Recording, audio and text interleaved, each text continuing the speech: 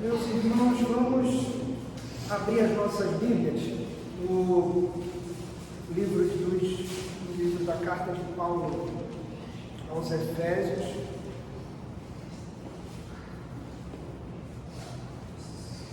Nós hoje terminamos a exposição desse livro.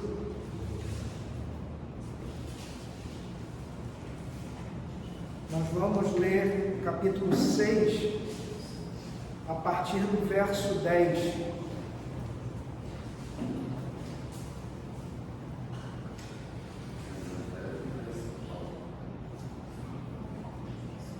Efésios 6, a partir do verso 10.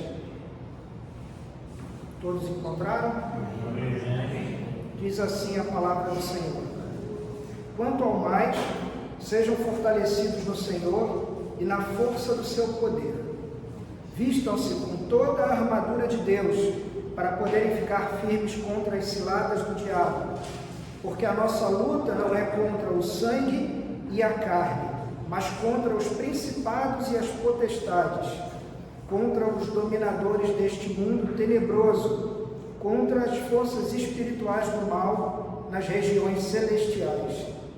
Por isso, peguem toda a armadura de Deus, para que vocês possam resistir no dia mau e, depois de terem vencido tudo, permanecer inabaláveis. Portanto, fiquem firmes, cingindo-se com a verdade e vestindo a couraça da justiça. Tenham os pés calçados com a preparação do Evangelho da paz, segurando sempre o escudo da fé, com o qual poderão apagar todos os dardos inflamados do maligno. Usem também o capacete da salvação e a espada do Espírito, que é a palavra de Deus. Orem em todo o tempo no Espírito, com todo tipo de oração e súplica, e para isso vigiem com toda perseverança e súplica por todos os santos. E orem também por mim, para que no abrir da minha boca me seja dada a palavra, para com ousadia tornar conhecido o mistério do Evangelho, pelo qual sou embaixador em cadeias, para que em Cristo eu seja ousado para falar como me cumpre fazer. E para que saibam como estou e o que estou fazendo, Tíquico, o irmão amado e fiel ministro do Senhor, lhes dará todas as informações. Eu estou enviando a vocês com esta finalidade, para que conheçam a nossa situação e para que ele console o coração de vocês. Paz seja com os irmãos e amor com fé, da parte de Deus Pai e do Senhor Jesus Cristo. A graça esteja com todos os que amam sinceramente o nosso Senhor Jesus Cristo. Amém? Esse é o finalzinho da carta de Paulo aos Efésios. Essa é a nossa 23ª exposição. Então, foram 23 exposições, 23 domingos, onde nós estudamos a exposição dessa carta. Vimos que ela é uma carta dividida nos seus primeiros 3 capítulos numa parte teórica e nos últimos 3 capítulos numa parte prática, onde Paulo vai nos dar orientações de como viver na prática aquilo que ele ensinou a teoria nos 3 primeiros capítulos. É uma carta extremamente profunda, não há desmerecimento com outras cartas do apóstolo, mas é uma carta que merece a nossa atenção especial. Vimos que o Paulo escreve essa carta preso, ele está preso na sua própria casa, aguardando o julgamento, um julgamento que será feito pelo imperador. Paulo, como cidadão romano, ele requisita isso, e ele tem esse direito, então ele é levado a Roma, e ele vai esperar por 3 anos para esse julgamento acontecer. Esse julgamento, ele vai sair livre desse julgamento, mas logo na sequência ele será preso novamente e não sairá mais vivo da prisão. Esse é o finalzinho do ministério do apóstolo Paulo. A gente já deve ter ouvido falar, é extremamente comum, infelizmente eu tenho comentado isso com algumas pessoas e essa semana conversei com o Beto pelo WhatsApp e trocando algumas ideias e falando sobre algumas passagens da Bíblia, eu comentava com ele que nós fomos assaltados pela igreja pentecostal. A igreja pentecostal roubou de nós vários versículos bíblicos, verdades bíblicas, e transformou essas verdades, torceu essas verdades, e que quando a gente fala hoje esses versículos e essas passagens, é quase como um motivo de chacota. E esse é um assunto sobre o qual nós fomos também assaltados, que é a batalha espiritual. Nós vivemos numa guerra. Essa guerra é uma guerra espiritual. Ela é uma guerra contínua. Essa guerra ela não para, ela não tem trégua, ela não tem acordo de paz, ela não tem em nenhum momento das 24 horas do dia um único descanso. Nessa guerra só existem dois exércitos, só existem dois lados. E por que eu estou dizendo isso, querido? Porque ou você faz parte de um, ou você faz parte do outro. Aqui a gente só tem aqueles que lutam no exército de Deus e aqueles que lutam no exército de Satanás. Ao contrário da política, aqui não existe em cima do muro, aqui não existe veja bem, depende. Inclusive, existe uma piada muito interessante, que se você está em cima do muro, Satanás já está feliz com a tua posição, porque ele quer exatamente que você fique em cima do muro, e que você não tome posição. E com relação a esse assunto da batalha espiritual, a gente tem dois assuntos, dois pontos, que são dois extremos e que a gente precisa a todo custo evitar. Esses dois extremos são, primeiro, você subestimar o inimigo. Como que você subestima o inimigo? Você nega a existência do diabo. Você diz que o mal não existe. Você diz que isso tudo é um grande mito. Nada disso é de verdade. Não existe um ser diabólico, não existem hordas de demônios, assim como você deve dizer que não existem anjos, porque demônios são anjos que caíram e que escolheram servir a Satanás. Então esse é o primeiro extremo e é o primeiro grande erro: negar a existência do diabo, de Satanás, desconhecer o poder que ele tem, as armas que ele usa, quem são os seus agentes, quem são aqueles que lutam ao lado dele, quais são as suas estratégias. Inclusive faz parte da estratégia do diabo esconder a sua identidade. O segundo erro é você ir para o outro oposto, é você superestimar o seu inimigo. Também é forma de desconhecimento.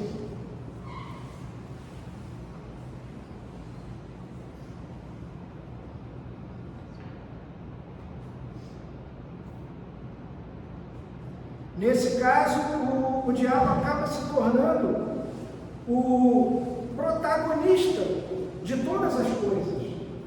E as pessoas com isso acabam diminuindo o poder de Deus.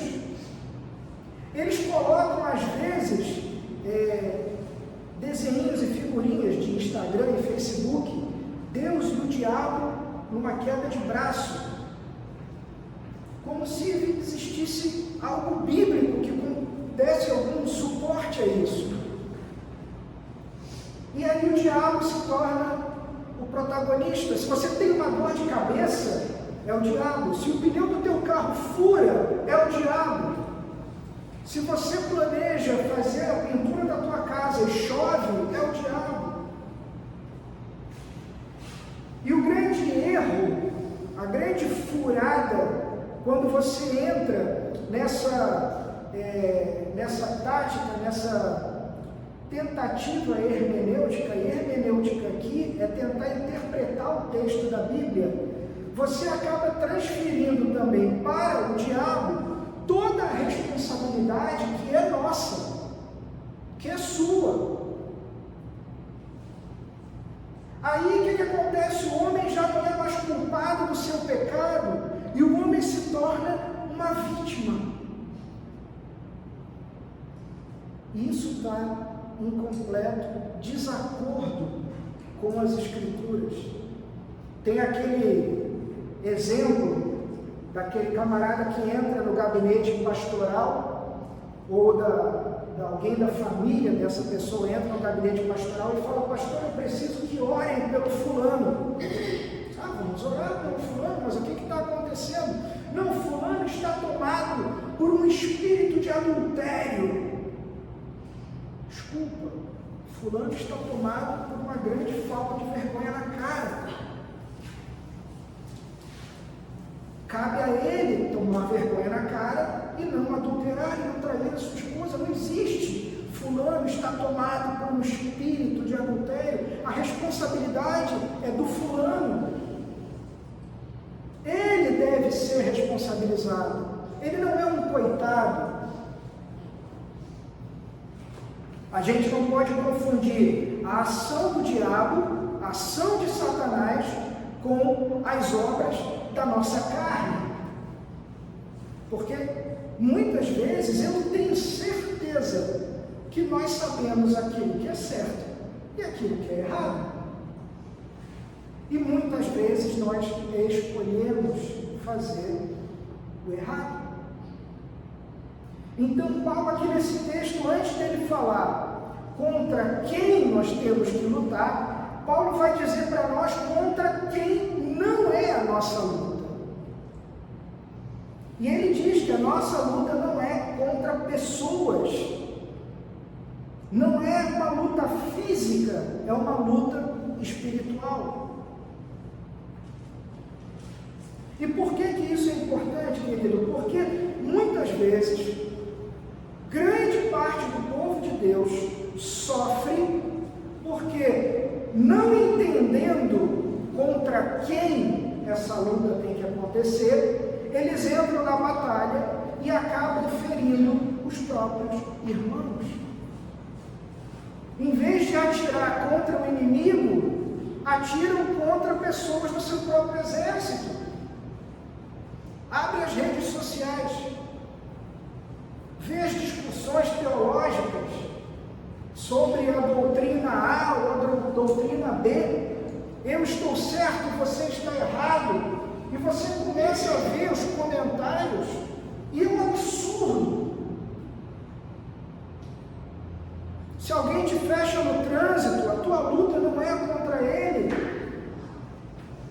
Se alguém ataca você, se você é assaltado, se você tem o teu bem depredado, a sua luta não é contra as pessoas. Estamos numa luta espiritual, 24 horas por dia. Dito isso, a gente vai dividir o nosso texto em 4 partes. Nós vamos ver quem é o nosso inimigo, qual é o equipamento que nós temos para lutar contra esse inimigo, qual é a energia ou com que tipo de energia a gente tem que entrar nessa luta e qual é o nosso encorajamento, por que nós devemos lutar. E o primeiro ponto, que é conhecer o nosso inimigo, vai ali do verso 11 até o verso 13. E a gente precisa já começar entendendo que o diabo, ele não é onipresente, nem onisciente e nem onipotente. Essas são características do nosso Deus. O nosso Deus, ele está em todos os lugares ao mesmo tempo, o diabo não está. O nosso Deus, Ele sabe de todas as coisas. A palavra de Deus fala que Deus sabe daquilo que o nosso coração vai falar antes que nós falemos. O diabo não sabe. Ele só sabe daquilo que você fala. E o diabo também não é onipotente. O nosso Deus tem todo o poder para fazer tudo o que Ele quer. O diabo não é onipotente. Ele não tem todo o poder. Ele sabe o final da história. Ele sabe que ele já está condenado. E é por isso que ele é tão agressivo. Porque a ideia dele é levar com ele quantos ele puder. Porque ele já sabe o destino dele. Agora, o reino de Satanás, o reino do mal, ele é altamente organizado. Muitas vezes ao contrário de nós, cristãos, que acabamos nos batendo. Existe uma hierarquia de líderes e liderados. Paulo vai falar sobre principados, potestades, príncipes desse mundo das trevas, exércitos espirituais do mal. Existe organização, existe hierarquia, existe mais forte e mais fraco. Esse reino, ele vai se articular contra a igreja. O diabo e os seus demônios, os seus agentes, eles investigam a nossa vida. Eles não dormem, eles não descansam. E para cada pessoa diferente, eles usam uma estratégia diferente. Eles não são onipresentes, mas a Bíblia fala que 1/3 dos anjos do céu caíram quando Satanás caiu. Ou seja, 1/3 dos anjos é o exército que Satanás tem. Então, como ele não pode estar em todos os lugares ao mesmo tempo, ele tem seguidores dele em todos os lugares. Eles são fortes, extremamente fortes. Nós não podemos, na nossa força, como a gente vai ver, tentar enfrentá-los, mas eles não chegam nem de longe perto da força e do poder do nosso Deus.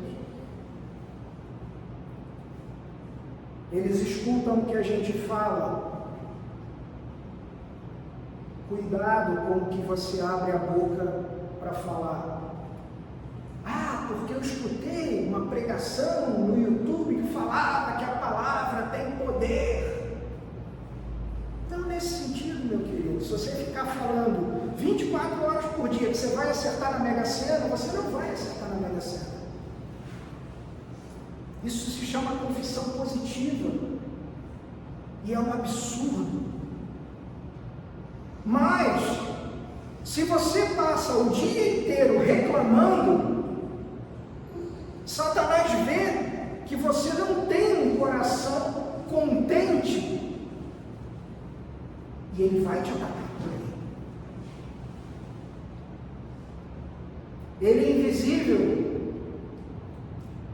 porém, ele é real. Não é porque é invisível ou porque nós não o vemos ou não os vemos que ele não existe. Ele é ativo, ele e os seus agentes, 24 horas por dia, ele te escuta. Ele vê as suas atitudes, ele acompanha cada coisa que você faz. Ele vê cada coisa que você faz escondido. Ele não pode ser combatido com armas normais e ele age geralmente de forma inesperada.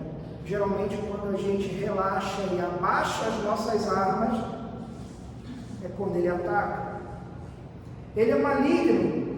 A Bíblia vai chamar ele de assassino, ladrão, mentiroso, destruidor, tentador. A sua intenção é roubar, matar e destruir. Ele já sabe que está sentenciado à perdição eterna e ele quer levar com ele, como eu falei, tantos quantos ele conseguir. ele é astuto, e por isso ele se disfarça de anjo de luz.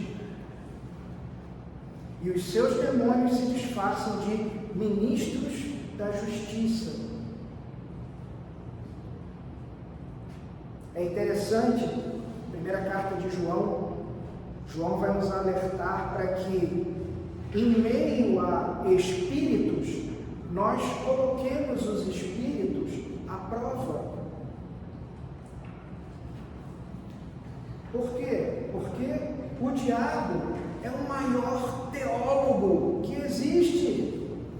Ele conhece a Bíblia de trás para frente, de frente para trás. Ele não dorme, querido. E você acha que vem aqui uma vez por semana, me escuta falar durante 40 minutos e vai para casa, e só olha para esse livro uma semana depois, e você acha que isso é suficiente para a tua vida? Ele não dorme. E nós temos preguiça de ler as Escrituras. Ele usa de voz mansa e muitas máscaras. Ele vai tentar a todo tempo, desde o início com Eva, a fazer com que as pessoas duvidem das palavras que estão escritas nesse livro. A todo tempo ele vai falar com que as pessoas, vai tentar fazer com que as pessoas digam: não, mas isso daqui não é bem assim. Isso não é verdade, isso é uma alegoria, isso é uma história. Ele não quis dizer exatamente isso.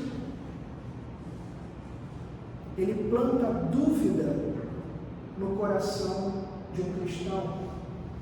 E eu não estou dizendo que é errado você ter uma dúvida. Na quinta-feira, antes de aquela chuvarada cair, fui almoçar com a minha mãe. Não tinha chegado nem ainda no banheiro para lavar as mãos e ela já tinha começado com as perguntas. Porque ela está acompanhando as leituras. Poxa, por que tal coisa aconteceu assim? Por que essa coisa aconteceu dessa maneira e não da outra? Por que essa pessoa foi tratada dessa maneira? É normal nós lermos a Escritura e nós termos dúvida.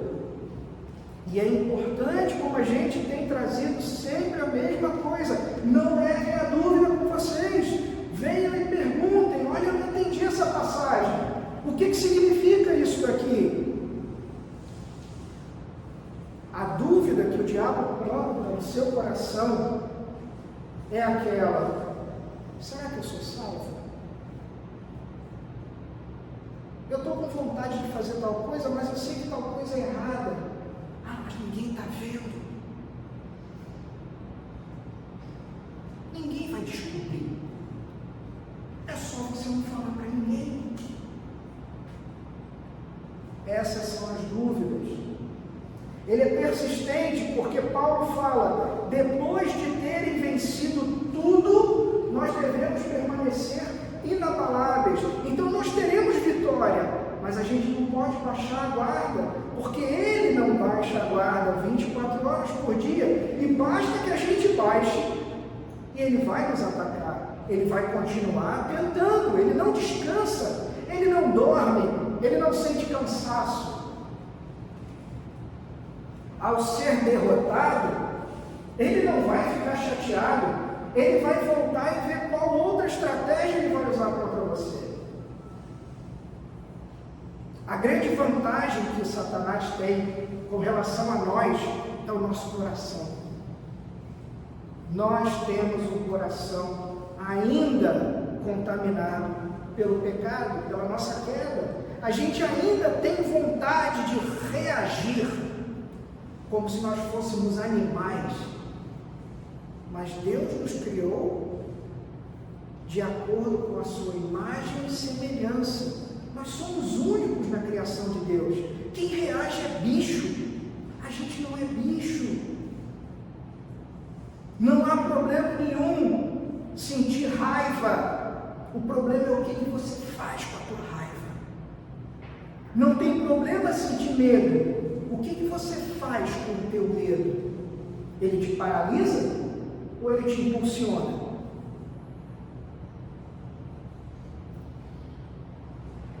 O diabo, ele é oportunista, ele continua mesmo depois de uma derrota, ou quando a gente baixa uma das peças da nossa armadura, é ali que ele vai tentar nos atacar. E a gente não pode permitir que ele nos encontre sem defesa. O segundo ponto que Paulo vai nos falar aqui é o equipamento para a nossa batalha. E ele lista para a gente 6 equipamentos que eu preciso usar, que eu preciso conhecer, que eu preciso saber usar. E o primeiro dele, ele fala no início do verso 14, que é o cinturão da verdade. Eu não sei como está na sua tradução, na NAA eu li aqui, fala cingindo-se. O verbo cingir é amarrar na cintura. Na NVT vai falar sobre cinturão da verdade. E a gente já sabe, porque a palavra diz para a gente, lá no capítulo 8 do Evangelho de João, que Satanás é o pai da mentira. Mas se a vida do cristão for controlada pela verdade, nós vamos conseguir vencê-lo. Por quê? Porque a gente ensina isso para os nossos filhos quando eles são pequenos, que a mentira tem perna curta. Pois é, um dia a máscara da mentira vai cair. E isso é uma promessa que a gente tem nas Escrituras. Não há nada que esteja escondido que não venha a ser revelado. É justamente o cinturão que segurava as outras peças da armadura. É o cinturão que segura a espada. Ou seja, se você não pratica a verdade, você não vai conseguir usar, você não vai empunhar a espada, que é a palavra da verdade. Segunda peça que a gente usa da armadura, está no segunda metade do verso 14, é a couraça da justiça. Ele fala, e vestindo a couraça da justiça. E a couraça, ela era feita nas armaduras romanas de metal. Ela cobria o guerreiro do pescoço até a cintura. Ela não era totalmente de metal, a parte de trás dela passou a ser de metal depois, mas no início ela era de metal só na frente e atrás ela era amarrada.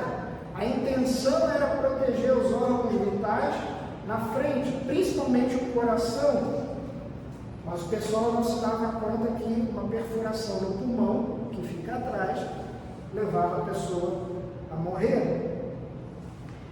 A couraça é o símbolo da justiça. Ela significa aquela justiça que nós cristãos temos, e temos porque Cristo, lá na cruz, quando Ele morre pelos nossos pecados, quando Ele derrama o sangue dele pelo meu e pelo seu pecado, Ele pega a justiça dele e coloca sobre nós. A Bíblia vai dizer que a justiça de Cristo nos é imputada. E a couraça simboliza isso. Deus olha para mim e Ele não vê mais o Rodrigo. Ele vê o Rodrigo coberto pelo sangue do Filho dele. E por isso eu sou justificado. Não pelo meu mérito, não pelo que eu falo, não pelo que eu faço. Porque o que eu falo e o que eu faço ainda é contaminado pelo pecado. Então é pela justiça que me foi dada através do sacrifício do Filho dele. Agora, Satanás é o acusador. A Bíblia fala isso. E as acusações dele não vão prevalecer contra mim por causa dessa justiça que me foi dada. pelo Senhor Jesus Cristo. É como se qualquer tentativa de acusação batesse nessa couraça e caísse. Agora, eu tenho essa justiça que me foi dada, mas se na prática a minha vida no dia a dia não é uma vida de santidade, não é uma vida de busca pela verdade, a justiça de Cristo não me serve de nada. E Ele vai me atacar por aí. Ele vai me acusar. Lembra que Ele vê aquilo que eu faço e Ele vai me acusar. Então, eu preciso da justiça de Cristo, mas eu preciso ter uma vida prática de busca pela verdade, de busca pela santidade. Terceiro equipamento está no versículo 15, o calçado do Evangelho. Ele fala: tenham os pés calçados com a preparação do Evangelho da paz. E os soldados romanos, eles usavam uma sandália, que embaixo da sandália tinham cravos. Imagina uma chuteira cheia de trava. Eles não tinham essa tecnologia, então eles prendiam cravos, os mesmos cravos que crucificaram nosso Senhor, na sola daquela sandália. Então, quando eles precisavam correr, eles tinham agilidade. Se eles tivessem que subir alguma coisa, aquilo travava no chão e dava tração a eles. Eles conseguiam permanecer de pé, eles não escorregavam. E é por isso que a gente precisa calçar o Evangelho, porque a gente precisa permanecer firme, de pé. É esse Evangelho que vai nos dar paz com Deus e paz com o próximo. A gente precisa ser rápido e ágil para anunciar esse Evangelho. Mais uma vez a gente fala sobre isso. Ontem à noite conversava com Mirella e a gente falava: precisamos convidar pessoas para vir para a igreja. E aí a gente começou a filosofar, e aí veio aquela pergunta: por que a pessoa aceitaria o meu convite? Ela vê mudança na minha vida? Ela vê transformação do Evangelho? Se eu chamar alguém para vir à igreja e a pessoa me perguntar: mas por que eu tenho que ir à igreja? Você sabe explicar para alguém por que você vem à igreja? Ou por que alguém deveria vir? Você consegue explicar o Evangelho para alguém? Ficamos brincando ontem em casa. Vamos lá, em 40 segundos, em 1 minuto, você consegue contar o que é o Evangelho? E não é Jesus ama você. Isso não é o Evangelho. Se eu não domino a palavra, como que eu vou explicar? Como é que eu vou fazer? Que nem Pedro fala na sua carta lá, que nós temos que estar prontos para explicar a razão da nossa esperança. Por que você ri quando deveria estar chorando? Por que você segue adiante? Por que você tem força? Por que eu olho para a sua vida e vejo que tem alguma coisa diferente na sua vida? Por causa do Evangelho. Que Evangelho é esse? Como que a gente vai ser rápido para anunciar o Evangelho se eu nem sei explicar o que é o Evangelho? Quarto equipamento, está no verso 16, o escudo da fé. O escudo romano, ele tinha 1,60 de altura. Eu tenho 1,67. Ou seja, o escudo romano tinha 1,60 de altura e 70 centímetros de largura. Ele era feito de madeira maciça. e forrado com um couro, era um couro meio curtido. Imagina o peso de sustentar um escudo desse e ainda correr. E ainda lutar com uma lança ou com uma espada na outra mão. Era muito importante porque se você se alinhasse lado a lado com outros companheiros e botasse o escudo um ao lado do outro, você formava literalmente uma barreira, uma parede intransponível.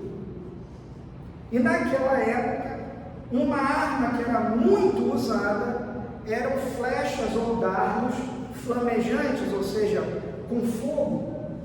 Eles molhavam aquilo num betume ou num piche, um primo ali do petróleo, tacavam fogo naquilo e atiravam. Qual era a ideia? Além de ferir e matar, pegava fogo.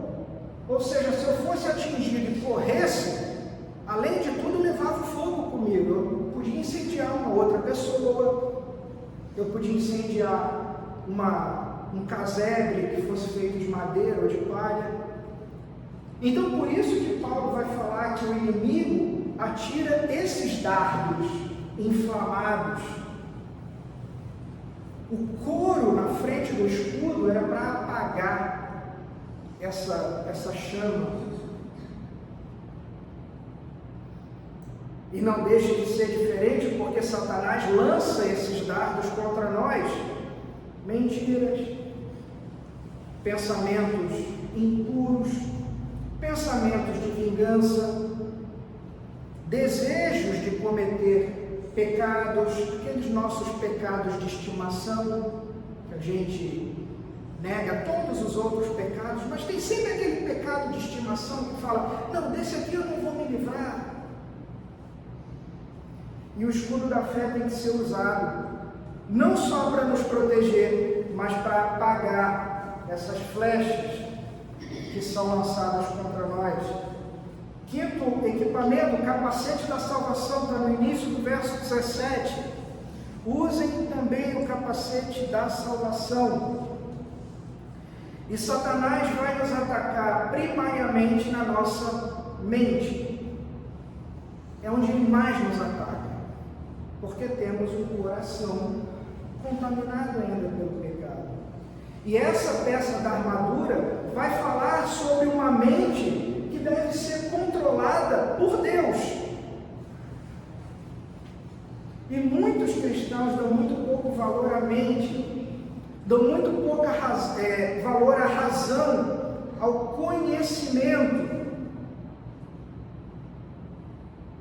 O cristão que estuda a Bíblia, ele está firmado na palavra de Deus. Ele não tem a sua mente facilmente seduzida por Satanás. E o que a gente escuta por aí, não, teologia é coisa para pastor. Não, querido, teologia é coisa para cristão. Se você se chama cristão, se você acredita no Deus da Bíblia, você precisa estudar teologia. Você precisa conhecer o Deus a quem você serve. Sexta e última arma ou equipamento, está no final do verso 17, a espada do Espírito.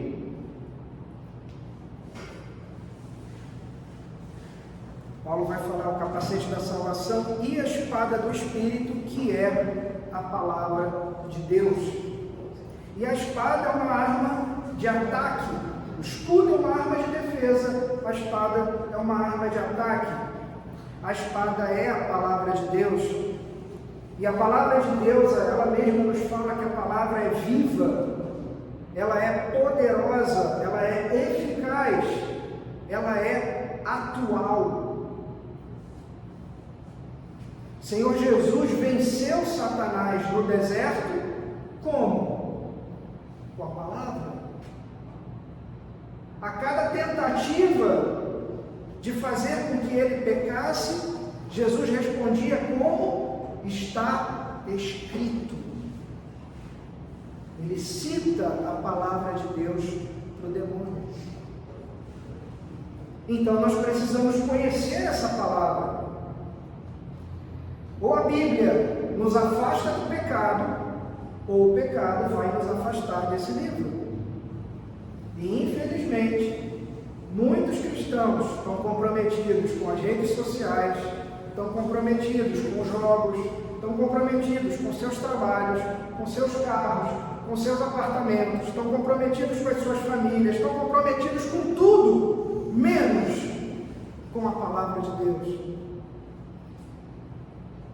E querido, nós precisamos de toda a armadura de Deus, é o que Paulo fala.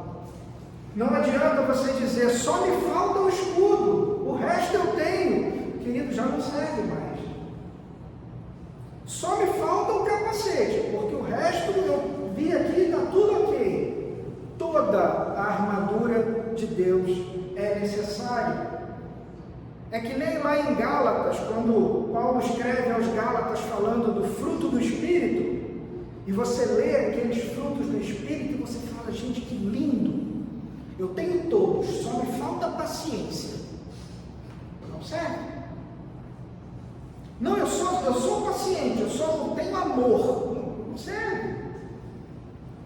Os frutos do Espírito são todos.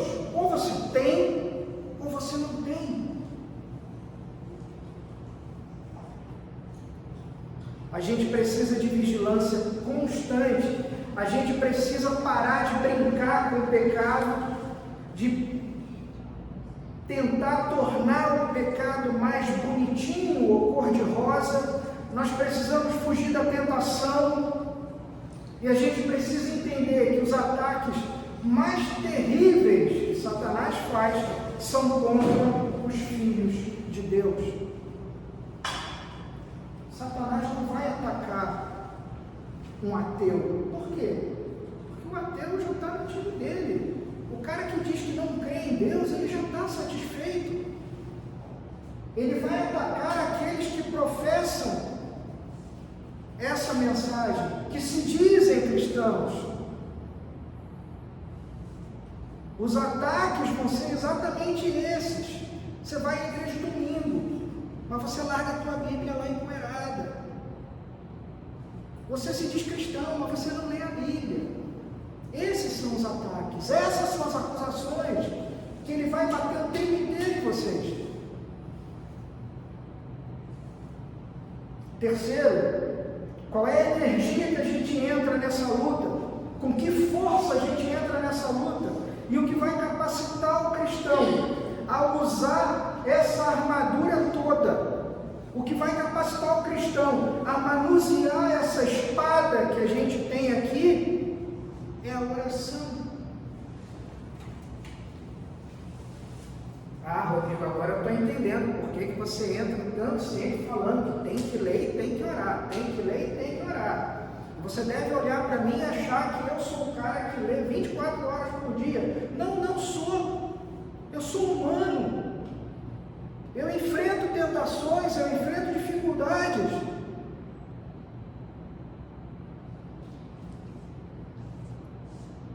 Mas eu caio de joelho todo santo dia para pedir perdão ao Senhor. Eu busco conhecer o meu Deus, porque eu preciso, a cada vez que eu sou acusado de alguma coisa, eu preciso responder ao diabo quem ele é e quem é o Deus a quem eu sirvo. Porque eu não sou nada. Mas o Deus a quem eu sirvo, ele é todo-poderoso. A oração é que me dá força para entrar nessa batalha. E a gente não pode lutar essa guerra achando que eu vou na minha força. O que significa eu ir na minha força? Significa que eu não leio, eu não oro, mas está tudo bem, nada vai acontecer comigo. Querido, não se iluda.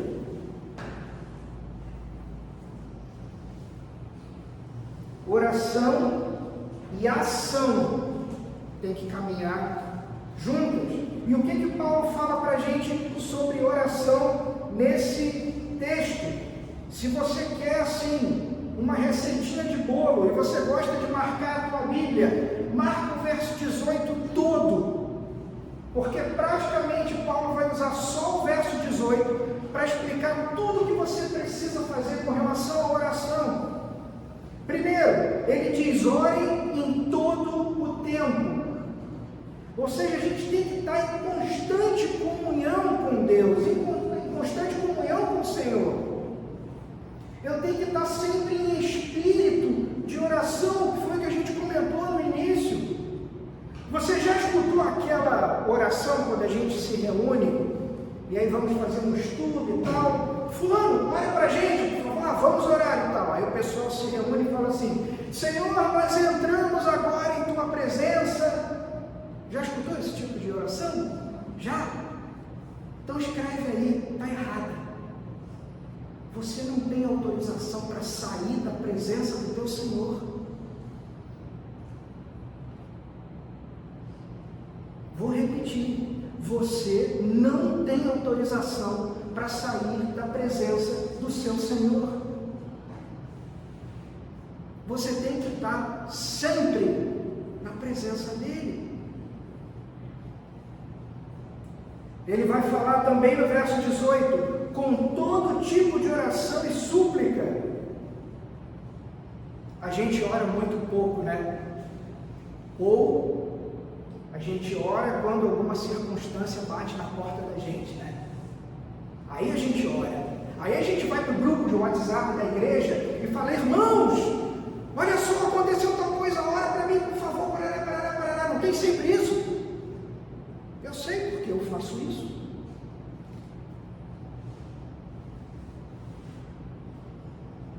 Oração, quando a gente ora, é só para pedir, não é?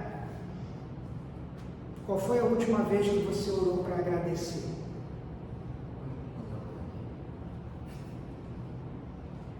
Pois é, lembra que eu falei de um coração descontente?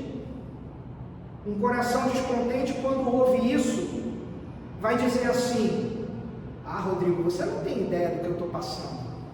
Vou agradecer por quê?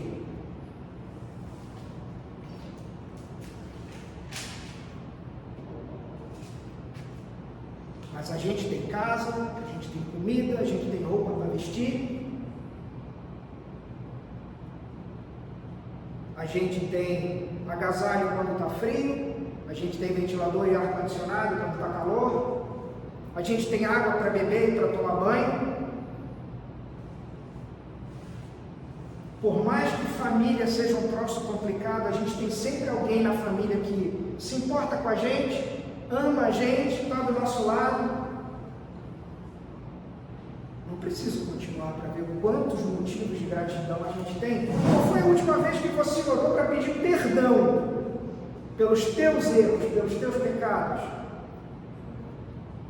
Se a única oração que você faz é a oração para pedir coisas, mesmo que sejam coisas lícitas, eu oro sempre pela salvação dos meus filhos, em especial do meu filho mais velho que está afastado da igreja.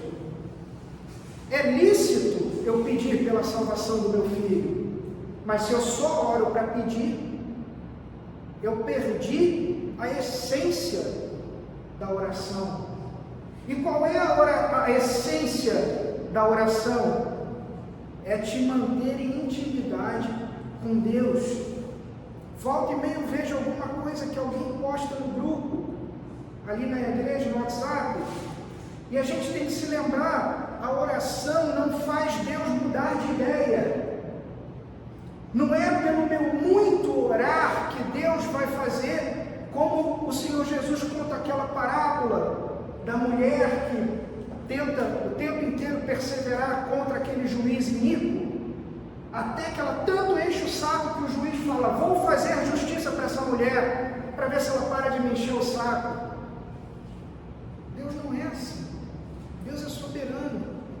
Se algo está decretado que vai acontecer, vai acontecer. Sua oração não faz Deus mudar de ideia. Sua oração faz a vontade de Deus transformar o seu coração. É o seu coração que precisa ser transformado. Então eu oro para que o meu coração seja transformado. Eu oro porque eu sei que eu preciso ser transformado à imagem e semelhança do Senhor Jesus Cristo. Eu preciso ter o caráter do Senhor Jesus. Romanos 8. Eu preciso ser transformado. Então é por isso que eu oro. Eu oro porque eu preciso de intimidade, de relacionamento. O Deus da Bíblia Sagrada é um Deus que nos procura. Não é um Deus que eu tenho que procurar e Ele está ocupado ou perdido fazendo alguma coisa. É um Deus que me procura, é um Deus que veio a mim antes que eu pudesse ir a Ele.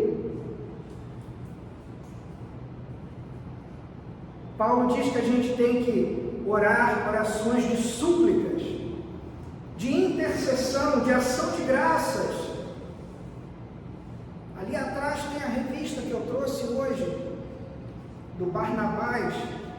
Olha ali é só a igreja que está sendo perseguida. Quer motivo de oração? Tem um livreto ali para você orar durante 2 meses.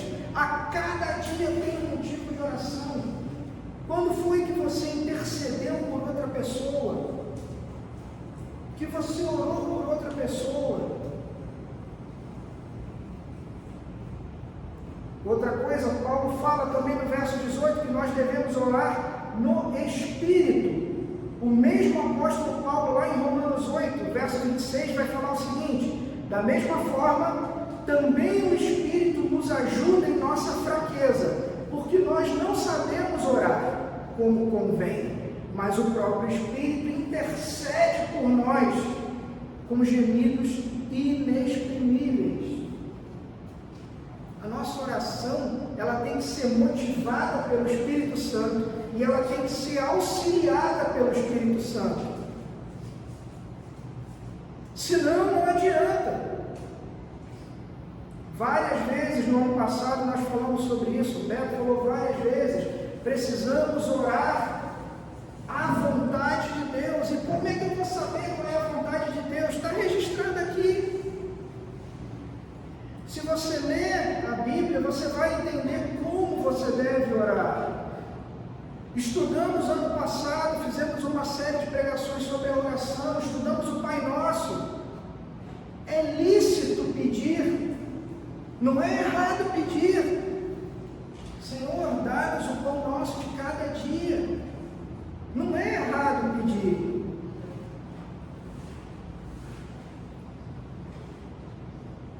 Nossa oração precisa ser motivada e auxiliada pelo Espírito Santo.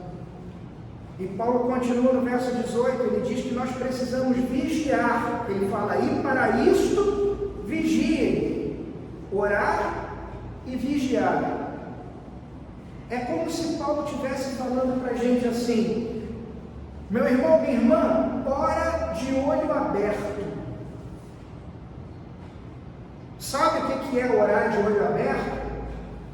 Conhece aquela historinha que o cara tinha um grande mestre e o mestre falou: olha, você precisa aprender a ter fé.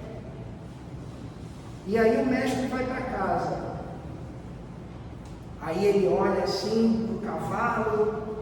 O mestre falou que eu tinha que ter fé, que o Senhor cuida de tudo enquanto a gente dorme, não é verdade? Não vou deixar o cavalo solto. Isso é ter fé. Aí você acorda no dia seguinte, e o que aconteceu com o cavalo? Ele foi embora. E aí você chega para o grande mestre e fala: Senhor, eu não entendo. O que aconteceu? O Senhor falou assim, disse que cuidava enquanto dorme, disse que eu tinha que ter fé. Por que o cavalo fugiu? E a resposta geralmente é: eu queria cuidar do cavalo, mas naquele momento eu precisava da tua mão para amarrar o cavalo. Quantas vezes Deus também precisa da nossa mão para ajudar alguém? Ele é todo poderoso, Ele pode todas as coisas. Sim, é verdade, Ele pode todas as coisas.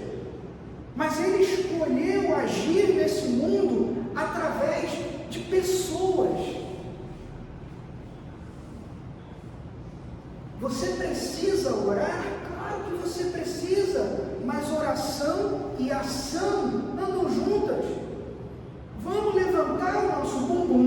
brincadeira, vamos sair da nossa zona de conforto e vamos servir. Ele disse que ele não veio para ser servido, ele disse que veio servir e dar a vida por muitos. Então, se eu sou discípulo dele, eu tenho que servir, eu tenho que sair da minha zona de conforto. A oração vai servir para moldar o nosso coração, conforme a vontade do Senhor, e o Senhor é soberano. Ele faz o que Ele quer, a criação é dEle, a minha vida é dEle, e se Ele quiser, Ele faz assim, e acabou a minha vida. E quer saber de uma coisa? Glória a Deus por isso. Glória a Deus porque Ele é soberano, porque Ele sabe todas as coisas, porque Ele é bom o tempo inteiro. Porque o que é o máximo que pode acontecer comigo? Ah, Rodrigo, o máximo que pode acontecer com você é você morrer. Pois é. Existe um grande teólogo, ele já faleceu, Leonardo Ravenhill, que falava que o máximo que alguém pode fazer com você é te levar mais rápido à presença do seu Senhor. Pronto. Agora, o meu Senhor diz: não se deixem perder frente àquele que pode te levar à perdição eterna. Não perca a chance que você tem de fazer o que é correto. Escute a palavra. Deus está batendo, está chamando a gente. É o que a gente falou no ano passado todo, e a gente repete: ainda dá tempo. Quanto tempo mais a gente vai brincar de religião? Quanto tempo mais a gente vai ficar brincando de não pregar o Evangelho, de não abrir a minha boca, de não evangelizar, de não falar dessa palavra?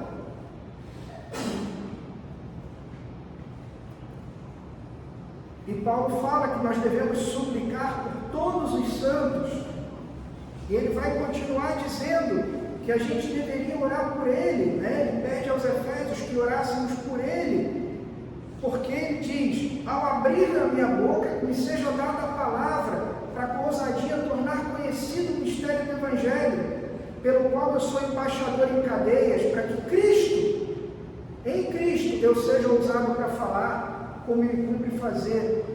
Mais uma vez, Paulo não está preocupado, nem pedindo aos Efésios: olha, orem por mim para que eu seja solto.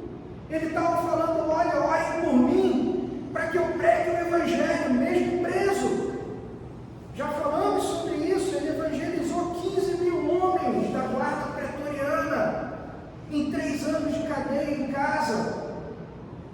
Toda a guarda pessoal do imperador, que era a guarda pretoriana, foi evangelizada por Paulo, preso dentro de casa. E a gente fica se perguntando: será que meu vizinho sabe que eu sou cristão?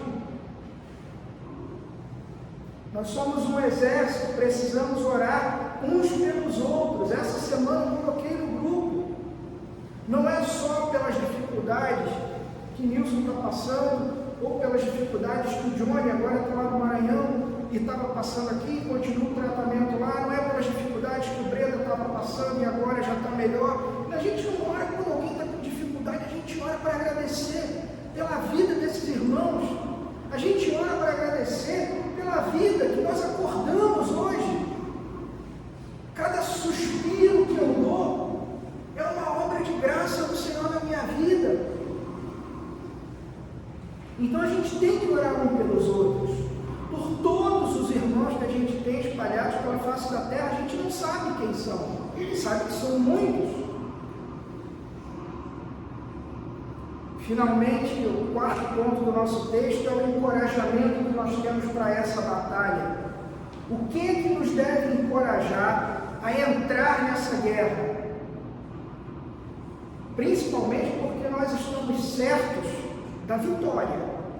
E a vitória, muitas vezes, não é eu conseguir aquilo que eu quero. A vitória é o plano de Deus ser cumprido. E já falei isso. E se Deus quiser ser glorificado através do meu fracasso? E se através da minha dificuldade Deus quiser ser glorificado? Se Ele quiser usar os meus momentos ruins para que isso sirva de luz na vida de outras pessoas? Porque é muito bom quando Deus é glorificado, quando alguma coisa que a gente quer acontece. Essa é a mensagem que é pregada por aí, mas essa não é a mensagem da Bíblia Sagrada. Então, o que nos encoraja? Primeiro, versos 21 e 22, nós não estamos sozinhos, nós não lutamos sozinhos. Paulo vai falar, para que vocês saibam como eu estou e o que eu estou fazendo. Ele vai mandar o Tíquico, que era um sacerdote, um pastor, um irmão amado, fiel ministro do Senhor, que vai lhes dar todas as informações. Eu estou enviando a vocês com essa finalidade, para que conheçam a nossa situação e para que Ele console o coração de vocês. Ou seja, esse rapaz tinha sido enviado até Paulo, para servir de consolo a Paulo, que estava preso. E agora Paulo envia esse rapaz de volta aos Efésios, com notícias. Esse rapaz vai trazer notícias do que Deus tem feito na vida de Paulo. Esse rapaz vai levar notícias sobre resposta às orações, porque os Efésios estavam orando. E Paulo vai relatar o que estava acontecendo. Ele vai levar notícias dizendo, olha, o que os inimigos, o que Satanás tem tentado fazer na obra do Senhor, como nós temos respondido. Hoje nós temos a internet, nós temos revistas, nós temos ministérios ao redor do mundo, que nos dizem, nos avisam o que tem acontecido. Mas a gente precisa encorajar uns aos outros. Tenho insistido sobre isso. Vamos estar juntos, vamos conversar, vamos estar ao redor da mesa. Se você precisa, às vezes, de um tempo, algo mais privado, vamos conversar. Eu não vou resolver o teu problema, assim como eu tenho certeza que você não vai conseguir resolver o meu. Mas juntos, nós somos mais fortes. Às vezes, tudo que a gente precisa é um ombro. Tudo que a gente precisa é uma conversa. Paulo compartilhava os problemas dele, os desafios dele. Ele queria que o povo lá em Éfeso soubesse o que estava acontecendo, como as orações estavam sendo respondidas. A gente já sabe, a gente já viu durante esse livro de Efésios que nós fazemos parte de uma grande família, a família de Deus. E não existe em nenhum lugar do Novo Testamento uma passagem ou qualquer coisa que sustente a ideia de um cristão isolado, sozinho. Eu sou cristão em casa. Desculpa, você não é cristão. Lembra da pergunta mais cedo? Por que eu tenho que vir à igreja? Porque se você é cristão, você tem que fazer parte desse corpo. Não dá para fazer parte de um corpo sozinho em casa, assistindo pregação no YouTube, pulando de pregador em pregador, porque você quer aquilo que o teu ouvido quer ouvir. E quando você é confrontado com a verdade, você vai dizer, não, esse pregador não é legal. Essa mensagem não é boa. Sabe aquela coisa quando a gente ia para um culto, aí saía do culto, né? Ah, essa mensagem era para mim. Oh, como foi bom o culto hoje. Eu já passei por isso. Hoje a minha oração é que você saia esmagado depois de cada mensagem que eu pregar nesse culto. Se você sair daqui com raiva de mim, meu objetivo foi atingido.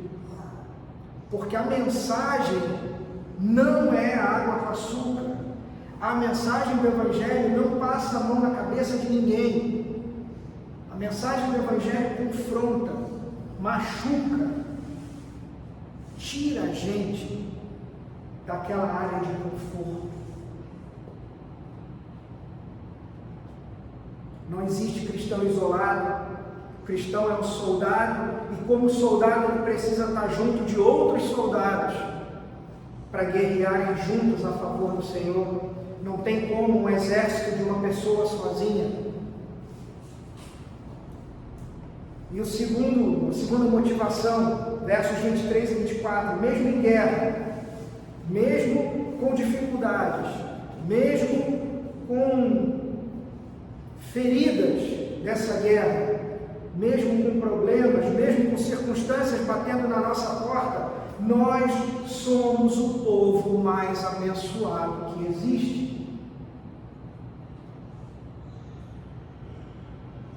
Paulo fala: paz seja com os irmãos e amor com fé da parte de Deus Pai e do Senhor Jesus Cristo. A graça esteja com todos os que amam sinceramente o nosso Senhor Jesus Cristo. Olha as palavras que Paulo usa, só nesse pedacinho: paz, amor, fé, graça. Paulo era prisioneiro em Roma durante 3 anos. Mas ainda assim, Paulo era mais rico do que o imperador. Paulo tinha coisas que o imperador não tinha. Então, não importam as circunstâncias que estejam batendo na nossa porta hoje, os problemas que a gente esteja vivendo, o que importa é, se nós estamos em Cristo, nós somos abençoados com todas as bênçãos espirituais. Efésios capítulo 1, verso 3, nossa primeira pregação. Nós começamos com ela e nós terminamos com ela. Somos abençoados não porque os nossos desejos egoístas estão sendo satisfeitos. Somos abençoados porque fomos chamados. Se você está sentado ouvindo essa mensagem, Deus quis te trazer de alguma forma até aqui, para que você ouvisse essa mensagem. Porque a Bíblia fala que Ele chama aqueles que Ele elege. Então, quantos estão por aí e não ouviram essa mensagem?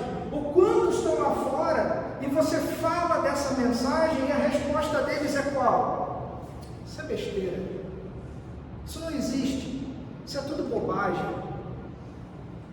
Por que você fala do Evangelho para uma pessoa e essa pessoa cai em choro? Ela se vê no meio dos pecados dela, ela se vê sem saída, e quando você diz, existe uma saída. O cristianismo é a única religião que diz que você não tem que fazer nada. Toda e qualquer outra religião vai te dizer que você tem que fazer alguma coisa. O cristianismo te fala o contrário, te fala, já está feito. Qual foi a palavra que o Senhor falou na cruz? Está consumado. Ele fez tudo. Você não precisa fazer nada.